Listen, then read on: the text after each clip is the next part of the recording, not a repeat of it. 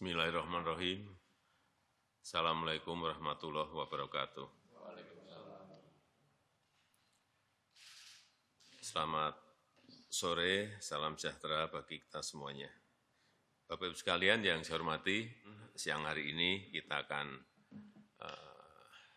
bahas secara lebih detail mengenai persiapan pemilihan umum dan juga pilkada serentak yang akan dilaksanakan tahun 2024. Yang pertama, saya minta disampaikan kepada masyarakat bahwa seluruh tahapan dan jadwal pelaksanaan pemilu dan pilkada serentak itu sudah ditetapkan.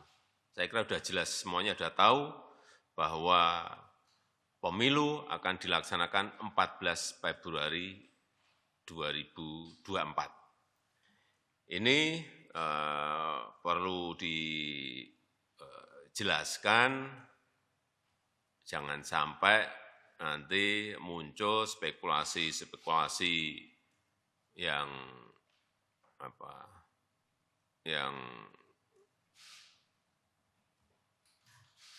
isunya beredar di masyarakat bahwa pemerintah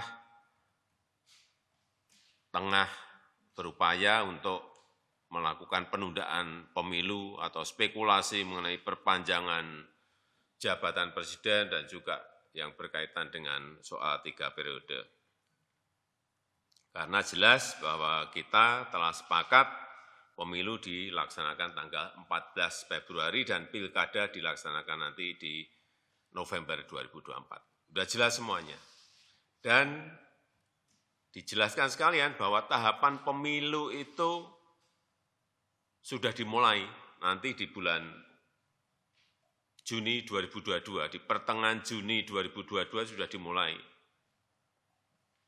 Karena memang ketentuan undang-undangnya 20 bulan sebelum pemungutan suara. Yang kedua, 12 April nanti KPU dan Bawaslu periode 2022-2027 akan kita lantik dan segera mempersiapkan pemilu dan pilkada serentak di 2024. Oleh sebab itu kita nanti perlu berbicara dengan KPU dan Bawaslu mengenai persiapan-persiapan ini agar persiapan pemilu dan pilkada yang ini kita belum pernah punya pengalaman serentak itu betul-betul bisa kita persiapkan dengan matang.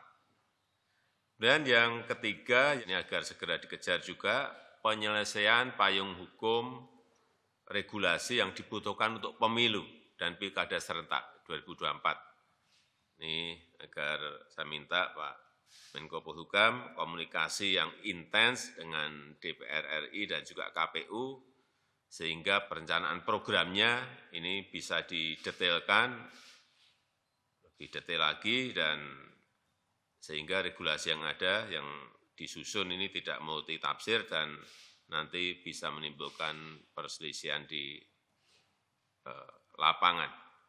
Yang keempat, yang ini juga segera harus diputuskan mengenai alokasi dana, baik dari APBN maupun APBD dalam rangka persiapan pemilu dan pilkada serentak 2024. Kemarin sudah disampaikan ke saya bahwa diperkirakan anggarannya sebesar 110,4 triliun. KPU dan Bawaslu. KPU-nya 76,6 triliun rupiah dan Bawaslu-nya 33,8 triliun rupiah. Ini saya minta didetailkan lagi, dihitung lagi, dikalkulasi lagi dengan baik dalam APBN maupun dalam APBD dan dipersiapkan secara bertahap.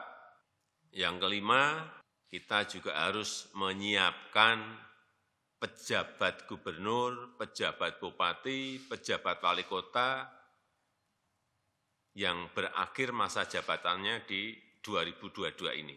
ada 101 daerah disiapkan, jadi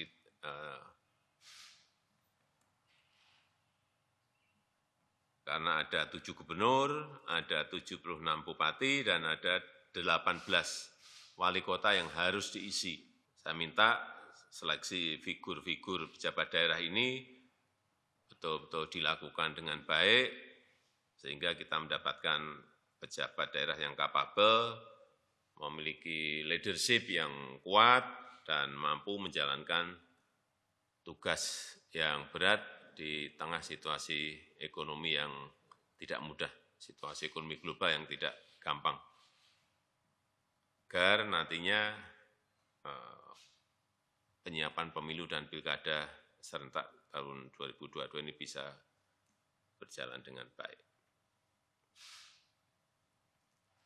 Saya rasa itu yang bisa saya sampaikan, dan menjelang kontestasi politik ini biasanya suhu menghangat, itu biasa, tapi jangan sampai masyarakat terprovokasi oleh kepentingan-kepentingan politik yang tidak bermanfaat.